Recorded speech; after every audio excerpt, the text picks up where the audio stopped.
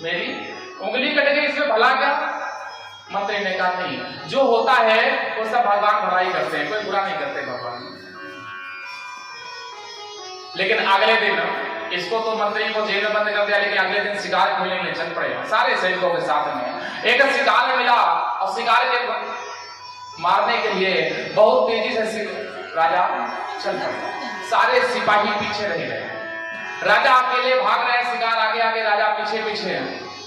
लेकिन शिकार तो चला गया, जो जंगल में रहते हैं आदिवासी उन्होंने राजा को पकड़ लिया, गए अपने झोपड़ी में ले जाकर के छौर कर्मादि कराया, उसके बाद भोजन कराया। अब भोजन कराने के पश्चात नहलाया, नहलाने के बाद जब वस्त्र पहनाने लगे तो उसका देखा एक उंगली भंग है, एक उंगली उसकी कटी हुई है। आदिवासियों ने कहा इसकी बलि नहीं दी जा सकती, इसका अंग भंग है, उसे छोड़ दिया गया। राजा को तुरंत याद आ गया कि मंत्री ने कहा था जो होता है वो अच्छे के लिए होता है। आज मेरी उंगली अगर सही सलामत होती तो मेरी बलि चढ़ गई होती, एक उंगली से मेरी पूरी जान बच गई। राजा वहां से दौड़ते हुए जेल में पहुंचा और जैसे ही जेल के अंदर पहुंचा मंत्री को बाहर किया और मंत्री के चरणों पर गिर पड़ा। मंत्री से कहता है कि जो तुम कह रहे थे वो सही हुआ, जो भगवान करते हैं वो सब भले के लिए करते हैं, लेकिन एक बात बताओ, मेरी तो जान बच गई, तुम्हारा क्या भला हुआ? मैंने तुमको मारा पीटा जेल में बंद कर दिया, तुम्हारा कौन सा भला हुआ? मंत्री का बड़ा अच्छा जवाब हो। मंत्री ने कहा हे राजन, मैंने आज तक आपका साथ कभी नहीं छोड़ा है। सारे सिपाही पीछे हो सकते हैं लेकिन मैंने आपका साथ कभी नहीं छोड़ा है। अगर आप शिकार के लिए भागते और मैं पीछे पीछे आपके साथ भागता, जो आदिवासियों ने आपको पकड़ के छोड़ दिया था वो मेरी बलि चढ़ा देते। आपकी जान वहां पर उंगली के कटने से बच गई और मेरी जान वहां न जाने से बच गई। इसलिए जो होता है वो सब भले के लिए होता है। कहते हैं धन कितना ही भरपूर हो जाए लेकिन मन में घमंड नहीं आना चाहिए, अहंकार नहीं आना चाहिए, क्योंकि संतों ने कहा है जो सीढ़ी जितनी तेजी से ऊपर जाती है उतनी तेजी से उसे उतरना भी पड़ता है। कुछ लोग उतरते हैं और कुछ लोग वहीं से गिर पड़ते हैं। चढ़ना बड़ा अच्छा लगता है, कहां ऊंचाई पे चढ़ रहे हैं, लेकिन जब गिरते हैं तो बड़ा दिक्कत होती है, बड़ी क्रोध आता है। और जीवन में जितने भी काम करिए वो सब नारायण का नाम लेकर करिए। जब मेरे बाबा मेरे बाके बिहारी इसके साथ में रहते हैं, उसका कभी अंधारा नहीं हो सकता। जीवन में श्याम नहीं राम नहीं, और जिनके जीवन में श्याम आ जाए उन्हें कोई फिर काम नहीं। जिनके जीवन में भगवान सदा विराजमान रहते हैं उनके कभी किसी काम को करने की आवश्यकता नहीं पड़ती है, स्वतः सारे काम हो जाते हैं। आइए भगवान के भागवत के पहले श्लोक की ओर चलते हैं, फिर कथा प्रारंभ करते हैं। हेतवे तापत्राय विनाशाय श्री कृष्णाय वयं नमः। भगवान के तीन रूप है, सत्य चित्त और आनंद। सत्य चित्त और आनंद। सत्य कैसा? जो आंख बंद करने के बाद दिखाई पड़े। सत्य वो जो कभी बदले नहीं।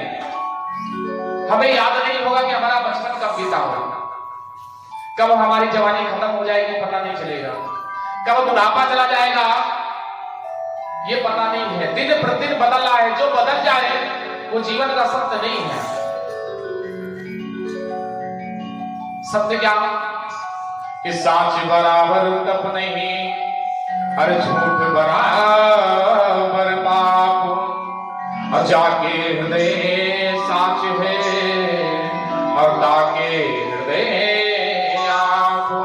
जिसके हृदय में सच भरा होता है, सच बोलना एक तप के बराबर होता है, उतना ही झूठ बोलना एक पाप के बराबर होता है।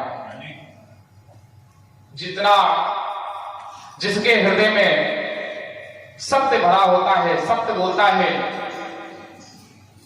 उसके हृदय में मानो साक्षात भगवान नारायण विराजमान होते हैं। सत्य कैसा? जो कभी बदले नहीं। हम थे, हम नहीं थे तब भी नारायण थे, हम हैं तब भी नारायण है, और हम नहीं रहेंगे, चले जाएंगे तब भी नारायण रहेंगे। यही जीवन का सत्य है, इसे हमें कभी भूलना नहीं चाहिए। भगवान भोलेनाथ जब 87,000 साल का समाधि लेते हैं, जब 87,000 साल बाद उनकी समाधि से उठते हैं और मुस्कुरा रहे हैं, बड़े अच्छे लग रहे हैं। पार्वती जी ने देखा कि भगवान शंकर जी की समाधि आज टूट गई है 87,000 साल बाद।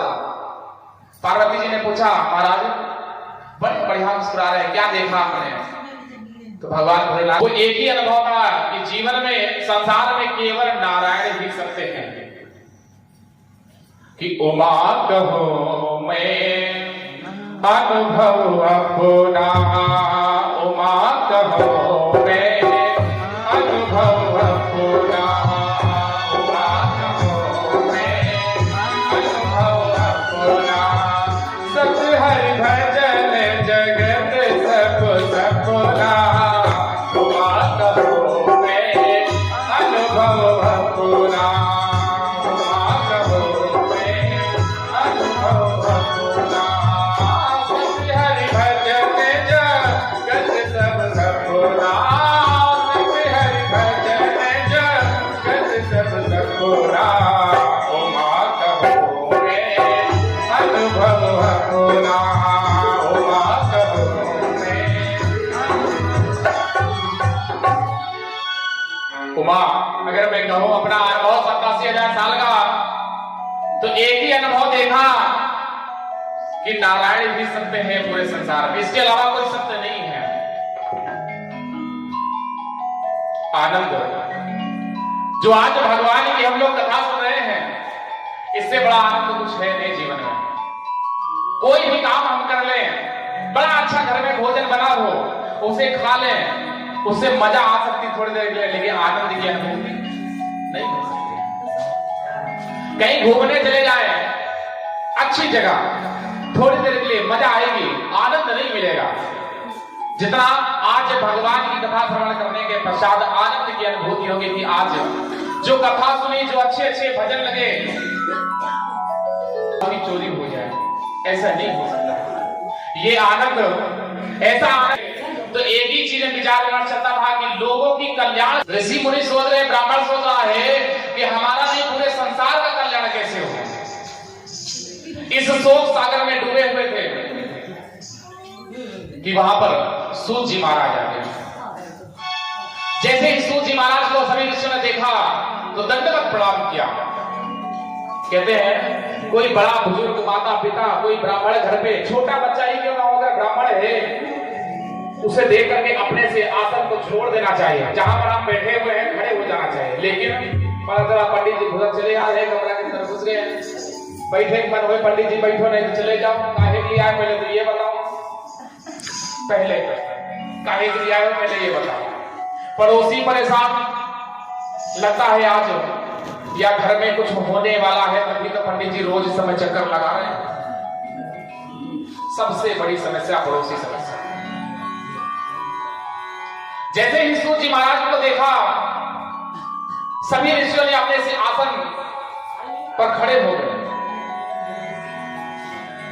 आदर सत्कार करके जहां पर ऋषि मुनि बैठे हुए थे उससे ऊंचे आसन पर बैठाला, अपने से ऊंचे आसन पर बैठाला। और बैठाने के बाद केवल एक ही बात पूछी, हे महाराज कैसे हो, कैसा कल्याण? काय है, कोई भी भक्तों के पास इतना समय नहीं होगा कि भगवान की बैठ करके भजन कीर्तन कर सके। नहीं मंत्र आते तो भजन कीर्तन भी नहीं कर सकता, समय नहीं है। सभी ऋषि मिल करके एक साथ सूत जी महाराज से पूछ रहे हैं कि हे मुनि कृपाल यह तो कहिए, उत्तम व्रत आराधन क्या है। मुनि कृपाल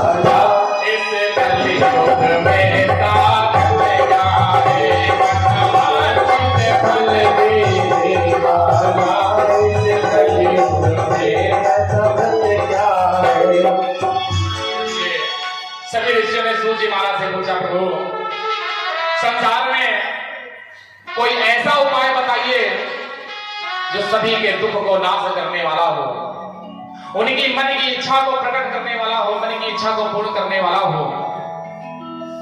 सूत जी कहते हैं, आपने बहुत अच्छा विचार पूछा है, आपने बहुत अच्छा विचार पूछा है।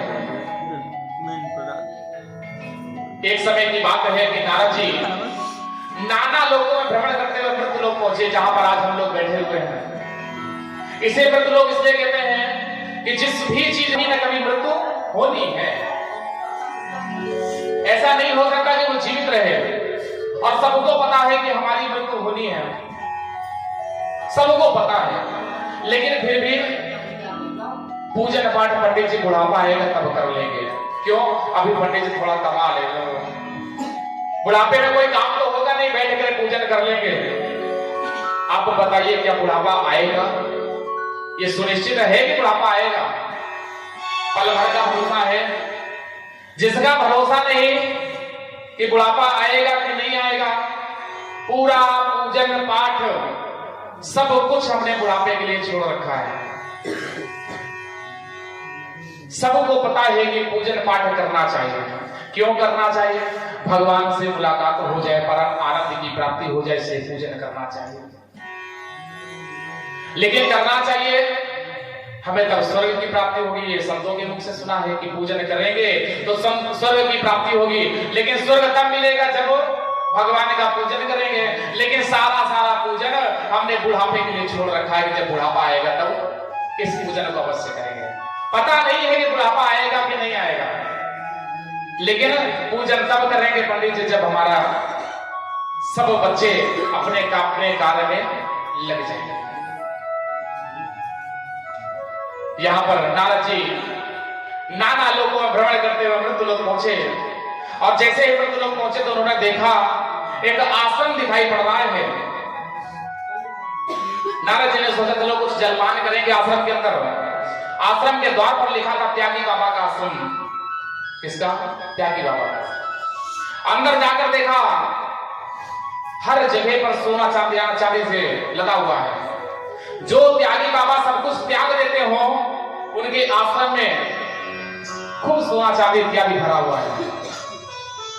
दुखी हुए कुछ नहीं जलपान किया, आगे बढ़े। एक बड़ा सा आश्रम फिर दिखाई पड़ा, ब्रह्मचारी जी का आश्रम। अंदर जाकर देखा छोटे छोटे बाल बच्चे गोपाल घूम रहे हैं। जो ब्रह्मचारी जिन्होंने कभी विवाह नहीं किया, उनके आश्रम में छोटे छोटे बच्चे घूम रहे हैं। किसके? पंडित जी के, गुरु महाराज। नारद जी को बड़ा दुख हुआ। थोड़ा दूर आगे बढ़े, बोले नगर में जलपान की व्यवस्था हो जाएगी। जब नगर में पहुंचे तो देखा कि कोई भी मनुष्य में सुखी नहीं मिला, सब किसी न किसी प्रकार के रोग से ग्रसित थे। जिसके पास वो चीज है वो भी दुखी, और जिसके पास नहीं है वो भी दुखी, सब दुखी हैं। नारद जी विचार कर रहे हैं कि कुछ समय खड़े सोचते रहे, फिर नारद एकदम धाये हैं, और बैकुंठ नाथ के द्वारे पर बैकुंठपुरी जा छाए हैं। थोड़ी देर विचार किया, सोचने लगे, और सोचने के बाद सोचा, क्या सोचा कि जितनी भी विपदाएं हैं भगवान नारायण खत्म कर सकते हैं। सोचने के बाद तुरंत बैकुंठ धाम की ओर प्रस्थान कर गए। जैसे ही बैकुंठ की ओर पहुंचे देखा बड़ा सुंदर सा बुखार बिंदु भगवान का शेष सैया पर लेटे हुए हैं, लेकिन मुख में इतना तेज नारद जी ने ऐसा दृश्य कभी देखा ही नहीं। ऐसा दृश्य देख करके भगवान नारद जी कह रहे हैं, प्रभु कुछ ऐसा कर दो कि मैं आप में सदा समाहित हो जाऊं। आपके रूप को देख करके ऐसा लग रहा मैं आपके ऊपर निछावर हो जाऊं, बलिहार हो जाऊं। ऐसा नारद जी बार बार कह रहे हैं। उनकी एक छवि पाने के लिए जो जीवन भर तरसते हैं नारद जी, आज वहां पर भगवान को जगाया नहीं। क्यों? कहते हैं सोते हुए व्यक्ति को जगाना नहीं चाहिए। मान लो गुस्से में उठ जाए, कुछ कह दे, हमें भी पश्चाताप हो, बाद में उसे ही बुरा लगे। नारद जी एक किनारे खड़े होकर के भगवान का ध्यान करते हैं, भजन कर रहे हैं जैसे आप लोग कर रहे हैं, और कह रहे हैं क्या कि तेरी मंद मंद मुस्कनिया, तेरी मंद मंद मुस्कनिया ते बलिहार राघव जी, बलिहार राघव जी। तेरी मंद मंद मुस्कनिया पे, तेरी मंद मंद मुस्कनिया पे बलिहार राघव जी, बलिहार राघव जी।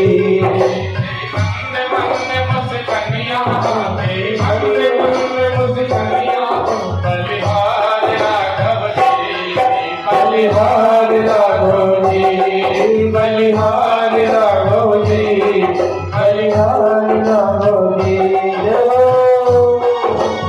तालियों से सेवा करते हुए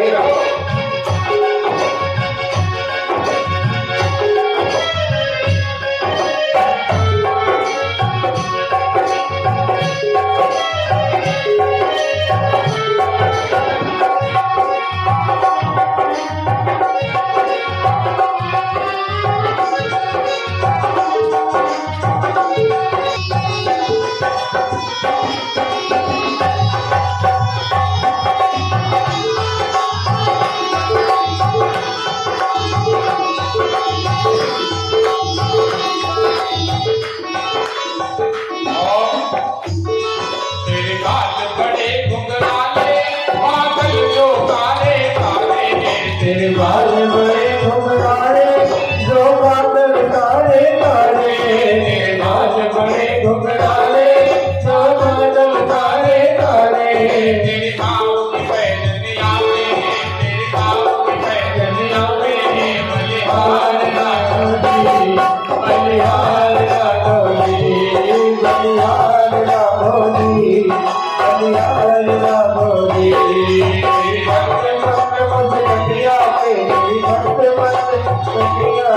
बलिहार राघव जी, बलिहार राघव जी, बलिहार राघव जी, बलिहार राघव जी। जय हो।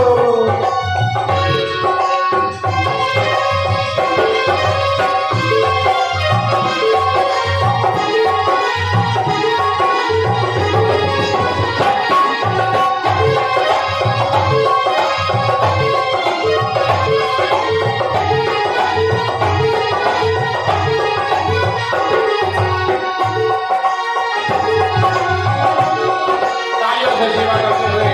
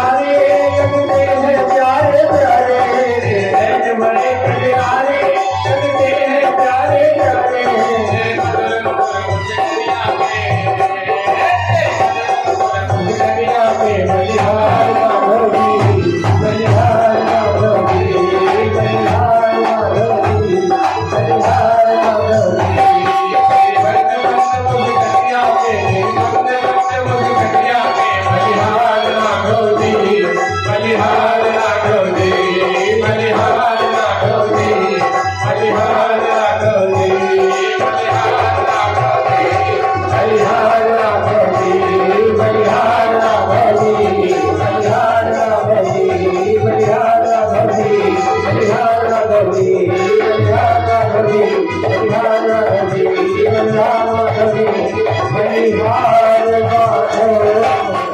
तो मैं आपको बताऊंगा प्रभु, संसार में मृत लोक में गया था, मैंने वहां देखा कोई मनुष्य मुझे वहां सुखी नहीं मिला, सब किसी न किसी प्रकार के रोग से ग्रसित है।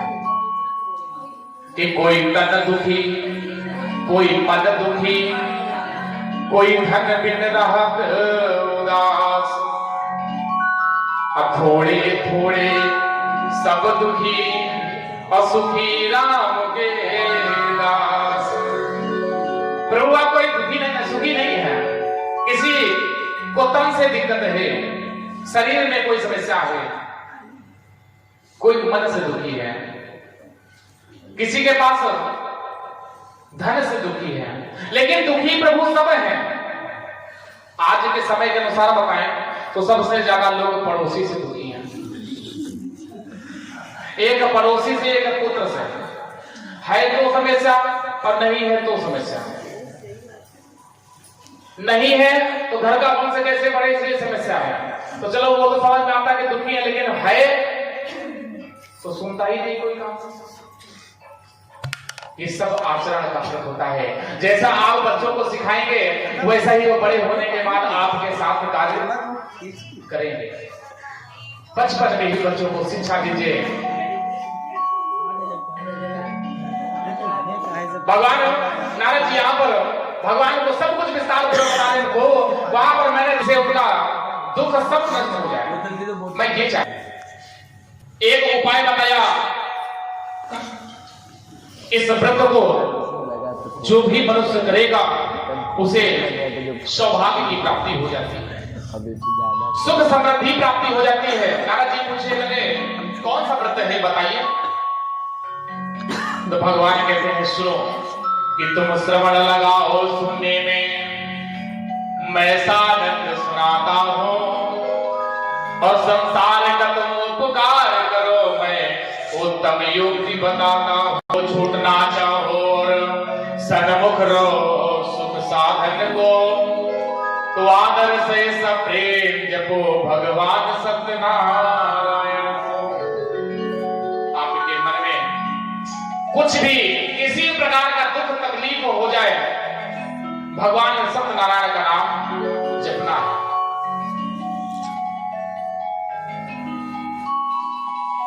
कितनी बड़ी समस्या आ जाए, क्रोध आ जाए, भगवान का नाम जप कर देखिए, सारा क्रोध एक पल में खत्म हो जाता है।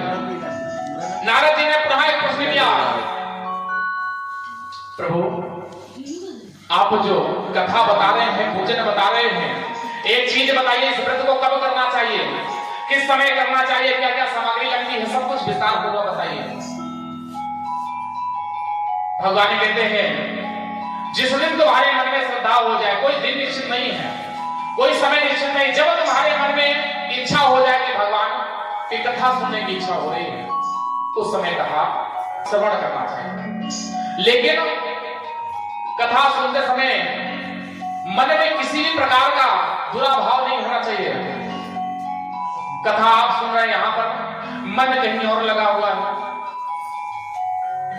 गैस बंद है कि नहीं बंद है ऐसे छोड़ा है, खाना बनेगा मिलेगा कि नहीं मिलेगा, पंडित जी इतनी देर तक कथा कर रहे हैं।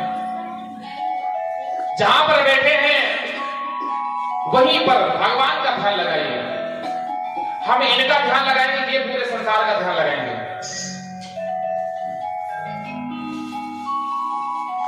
नारद जी ने पूछा प्रभु क्या क्या सामग्री लगती है, तो बताया गया नैवेद्य के रूप में केले का फल, घी, दूध, गेहूं का चूर्ण इत्यादि समस्त सामग्री को एकत्रित करके भगवान की कथा करनी चाहिए। ठीक है, तत्पश्चात जब सुना करके वो चलने लगे तो उन्हें संतुष्टजनक दक्षिणा देनी चाहिए, जिससे ब्राह्मण क्रोधित ना हो। एक कथा याद आ रही है, एक हमारे साथ में जजमान जी और गुरु जी हमारे साथ में गए भोजन करने के लिए, किसी रेस्टोरेंट वगैरह में जैसे जाया जाता है वैसे हम लोग बैठ करके भोजन कर रहे थे। बड़ा अच्छा भोजन आया, खाने के बाद आनंद तो नहीं, लेकिन मजा थोड़ी देर के लिए आ गई। यजमान जी ने थाली तो बड़ी अच्छी मंगाई थी, लेकिन हम देख रहे थे कि जब भोजन हो गए, हाथ धो लिए, तो वेटर जो खाना परोस रहा था उसे बुलाया, एक 500 की नोट दे दिया। वेटर बड़ा खुश। क्यों खुश? यजमानी क्यों खुश? क्योंकि उन्होंने भोजन कराया। कितनी देर के लिए? 10 मिनट के लिए, 15 मिनट। कितना रुपए मिला? पानी दिया और बीमार 10 रुपए ले लो। बड़ा अच्छा भोजन लगा। कभी तारीफ भी नहीं करी होगी कि बड़ा अच्छा भोजन लग रहा है, कभी नहीं। जो आपको यहाँ पर भी कथा काम आ रही है और वहां पर भी काम आ रही है, समझोगे, मुझसे सुना है, दोनों जगह काम आ रही है। लेकिन 100 रुपए देने में यहाँ समस्या है ब्राह्मण को। वहां पर भोजन करने के बाद बेइज्जती ना हो जाए, इसलिए 500 की नोट दिखाने में भी कम लगता है। इसलिए ब्राह्मण को संतुष्टजनक दक्षिणा देकर कुछ आदर सहित, सम्मान सहित विदा करना चाहिए। लेकिन विदा करने के बाद आपको करना क्या है? शाम के समय भगवान की बैठ करके कथा श्रवण करनी चाहिए। श्रवण तो हो गई, अब भजन कीर्तन करना चाहिए। कथा तो पंडित जी ने सुना दिया करके, हमें क्या करें? तो शाम के समय भजन कीर्तन करना चाहिए और भगवान का नाम लेते हुए, गोविंद का नाम लेते हुए अपने जीवन को व्यतीत करना चाहिए। कैसे जी भजन करना चाहिए? कि गोविंद मेरो है, गोपाल मेरो है, गोविंद मेरो है, गोपाल मेरो है, गोविंद मेरो है, गोपाल मेरो है, गोविंद मेरो